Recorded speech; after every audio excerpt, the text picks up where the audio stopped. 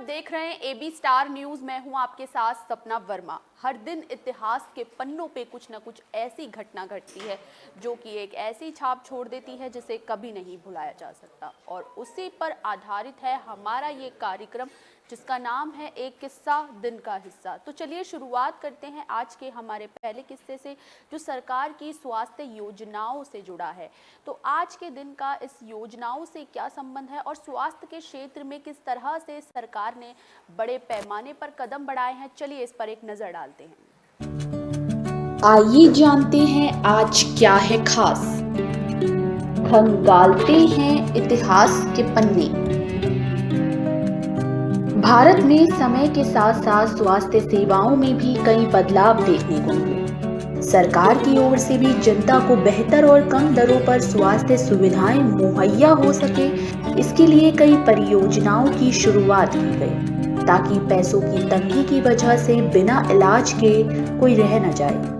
हाल ही में कोरोना संक्रमण के दौरान आप इस बात का अंदाजा लगा सकते हैं कि सरकार ने स्वास्थ्य सुविधाओं को लेकर अब तक क्या किया है और किस हद तक किया है।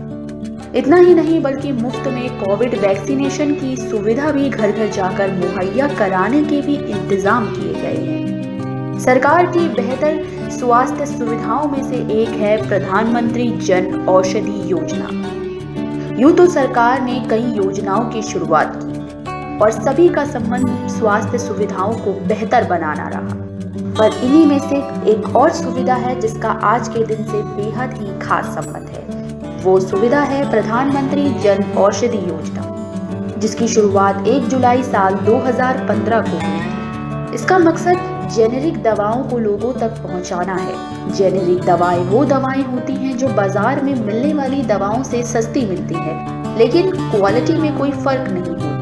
इन दवाओं के लिए सरकार की ओर से दवाओं के लिए स्टोर बनाए गए हैं। इस योजना का मकसद देश के हर कोने कोने तक जेनेरिक दवाओं के लिए जन औषधि केंद्र खोलना है। अब आप सोच रहे होंगे कि आज हम जेनेरिक दवाओं को लेकर इतनी ज्यादा जानकारी आप तक क्यों पहुंचा रहे हैं। तो दरअसल आपकी तमाम दुविधाओं को हम दूर करते हैं। दरअसल आपको बता दें कि आज जन औषधि दिवस है, जो कि हर साल 7 मार्च को मनाया जाता है। इस बार चौथा जन औषधि दिवस मनाया जा रहा है। इसकी थीम जन औषधि जन उपयोगी रखी गई है। इसका मकसद लोगों को जेनेरिक दवाओं के प्रति जागरूक करना है ताकि लोग इसका लाभ उठा सकें।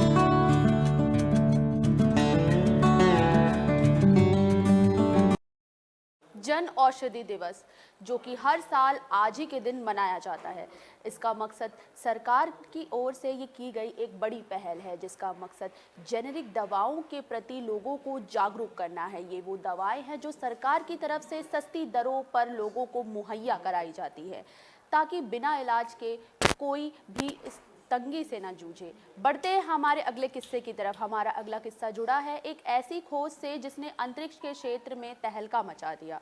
तो आखिर क्या थी वो खोज और आज के दिन का उससे क्या है संबंध, चलिए एक नजर डालते हैं। अक्सर जब भी हम बात करते हैं अंतरिक्ष की तो कई चीजें जहन में आती है। वहाँ की विचित्रता, वहाँ से जुड़े तमाम रहस्य। आज का दिन अंतरिक्ष के उसी रहस्य से जुड़ा है। दरअसल आज के दिन का संबंध एक बड़ी खोज से है जिसने अंतरिक्ष के इतिहास को जानने में एक अहम भूमिका निभाई।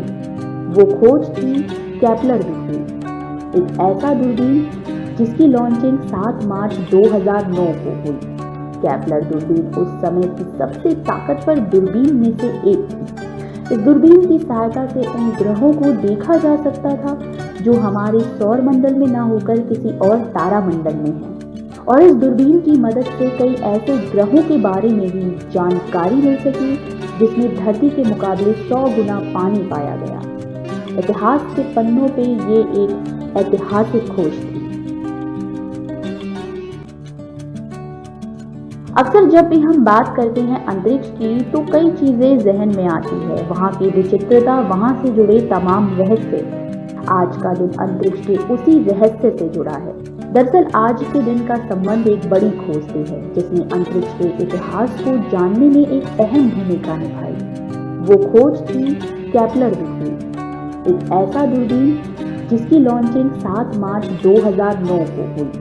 केपलर दूरबीन उस समय की सबसे ताकतवर दूरबीन में से एक थी। इस दूरबीन की सहायता से उन ग्रहों को देखा जा सकता था जो हमारे सौर मंडल में न होकर किसी और तारामंडल में है। और इस दूरबीन की मदद से कई ऐसे ग्रहों के बारे में भी जानकारी मिल सकी जिसमें धरती के मुकाबले 100 गुना पानी पाया गया। इतिहास के पन्नों पे ये एक ऐतिहासिक खोज थी। आज ही के दिन साल 2009 को केपलर नाम के दूरबीन की खोज हुई, जिसने की एक बड़ी खोज साबित हुई और इसने उस वक्त अंतरिक्ष के क्षेत्र में एक बड़ी पहल साबित हुई। इस दूरबीन की वजह से अंतरिक्ष से जुड़े तमाम रहस्यों को उस वक्त जाना गया। बढ़ते हैं हमारे अगले किस्से की तरफ। हमारा अगला किस्सा एक भाषण से जुड़ा है, एक ऐसा भाषण जिसे यूनेस्को ने वैश्विक विरासत का दर्जा दिया, एक ऐसा भाषण जो बांग्लादेश की स्वतंत्रता का कारण बना। चलिए नजर डालते हैं इस पर और क्या रहा आज का इसका इतिहास। चलिए नजर डालते हैं। एक ऐसा भाषण जिसे यूनेस्को ने विश्व की विरासत का दर्जा दिया। इस भाषण का संबंध शेख मुजीब उर रहमान से है, जिनका बांग्लादेश की आजादी में एक महत्वपूर्ण योगदान रहा है। आज ही के दिन साल 1971 में उन्होंने एक ऐतिहासिक भाषण दिया। भाषण बांग्लादेश की आजादी में सहायक रहा। उस वक्त उनके इस भाषण को सुनने के लिए करीब 10 लाख लोग मौजूद थे। वहीं इस दौरान चील की तरह पाकिस्तानी सेना के हेलीकॉप्टर भी भाषण स्थल पर मुआयना कर रहे थे। रेडियो पाकिस्तान का ढाका स्टेशन भी सरकारी नियमों को ताक पर रखकर भाषण को पूरे प्रांत तक प्रसारित करने की तैयारी में था। शेख मुजीब के भाषण का एक एक शब्द पाकिस्तान के खिलाफ एक ललकार थी, एक खुली चुनौती थी। बाद में इस भाषण को भारतीय उपमहाद्वीप में दिए गए सभी राजनीतिक भाषणों में सबसे ऊंची श्रेणी में रखा गया।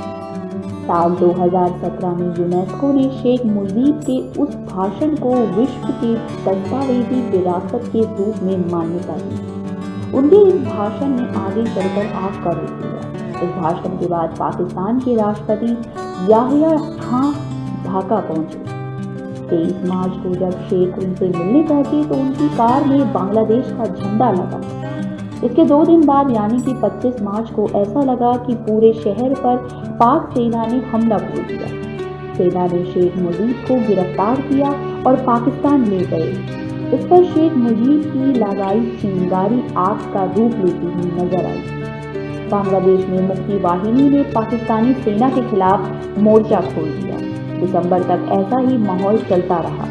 भारत ने भी तमाम स्थिति को देखते हुए बांग्लादेश का साथ दिया और मुक्ति वाहिनी की मदद से पाकिस्तान के खिलाफ खड़ा हुआ। 23 दिसंबर साल 1971 को पाकिस्तान ने भारत पर हमला बोल दिया, लेकिन पाकिस्तान के इस हमले में भारत की जीत हुई और अंत में 13 दिनों के अंदर ही भारत ने पाकिस्तान को धूल चटा दी।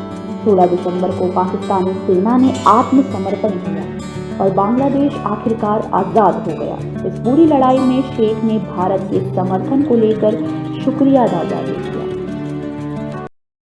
शेख मुजीब उर रहमान, जिन्होंने साल 1971 में एक भाषण दिया। ये भाषण पाकिस्तान के खिलाफ था। इसमें बांग्लादेश की आज़ादी की अलग थी।